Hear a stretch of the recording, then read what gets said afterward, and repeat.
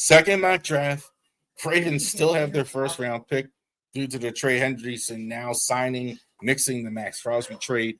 If you want to hear about Max Crosby, definitely to check out the Ravori Sports Twitter page as well. His whole interview is on there. Real quick on that, I don't understand Raven fans that are mad at Max Crosby. I saw that a couple times. What do you want him to say? So I don't know why he wouldn't be mad. Eric backed out of the deal. It's cost him a lot of.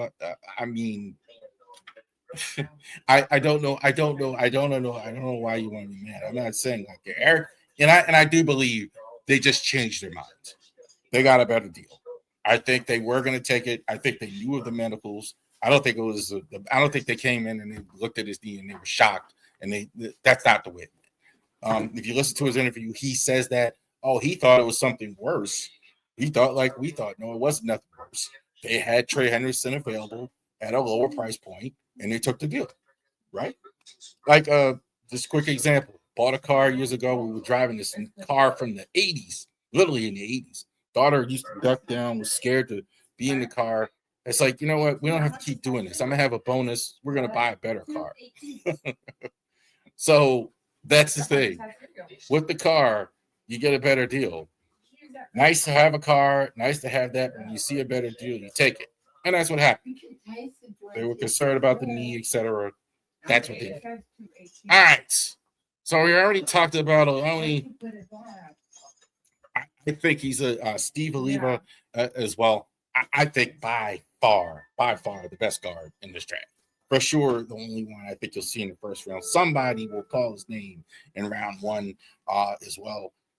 He could go higher than 14 for sure, but I definitely think with the needs of so many good players, he's about 14. Definitely an elite player as well. Connor Liu from the Auburn Tigers as well.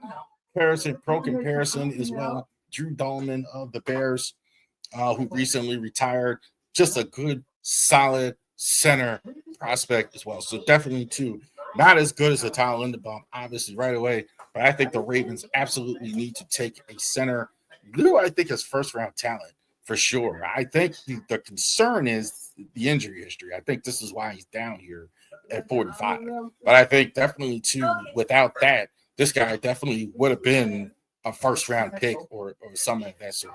Offensive line needs to be a priority early for the Ravens here in this draft as well. Malik Mohammed. No, let's get back to Malik Mohammed. Marcus Peters. That's the pick. Muhammad, I think, is definitely a guy. He's definitely a gambler. We see this at Texas a lot last year. We saw like Jahdae Barron. When I saw him. First of all, seeing a trend of these guys, a little smallish. So you look at him and you look at the size, like 6 feet tall. Like maybe he should play in the slot. This guy's going to play on the outside and play well on the outside. He's going to fight hard and everything with that great speed. He's going to take some risk. Definitely, too. If you want a guy especially playing slot, you did retain Marlon Humphrey. You did. You still have Nate Wiggins. Here's a guy that takes some you take some chances. Similar to Nate Wiggins as well. I think Nate Wiggins and Marcus are kind of the same. So Muhammad, I think definitely here's a guy. Definitely a guy too good to pass up. Michael Trigg from Baylor as well.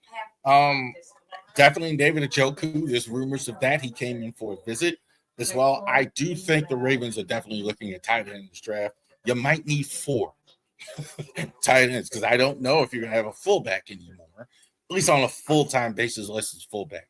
Michael Trigg from Baylor, pass catcher, H-back, not a blocker. Just not a blocker. He's a guy. That's why I compared him to Isaiah Likely as well. Isaiah Likely over time did get better. I do think over time this guy will get better as a blocker as well. But right now, this kind of more of a specialty guy, tight end, etc. I do think that's pretty good player. Luis Moore from the Indiana Hoosiers as well. Jeremy Chin of the Raiders. He's going to get his hands on the football. Definitely too. It's football instincts when I see him. Sometimes like you can't. Bill Parcells would say with players, talent only takes you but so far. You have to go the rest of the way. This guy has those football instincts you need to take him the rest of the way. Now, not a super athlete, not a premium position safety, but definitely to Ravens like these guys, defensive guys, find these guys late. Luis Moore, I think he could go earlier, but for the boards and stuff I'm seeing, I think definitely to fifth round. I absolutely think that's true. Tim Keenan, defensive tackle, Alabama, as well. This guy, DJ Reader, high in comparison with them of the Lions. This guy is just a $10 cab ride around, right? He's just huge. Period. This is a guy with just tremendous, tremendous size as far as a player. No question about it. Tremendous size. Definitely to look, getting Matabuke back. Check out the video of Matabuke working out on Twitter if you haven't seen it. So that's a good sign.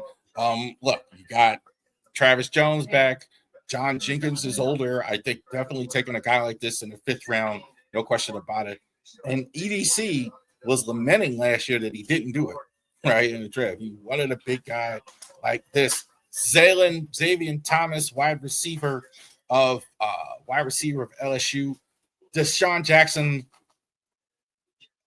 that's kind of the type of player he is as well. Good outside guy. Not great route runner at all right away. No, but he's going to get you in space. He's going to separate because he's just got those great quicks, those great hands. I think he's definitely too. You'll see him a lot on special teams. You'll see him a lot on 9 route. You'll see that. I think he's a real receiver. I don't think he's just also too a special teams guy. Great potential. A little smallish, so we'll see how that works. But definitely too.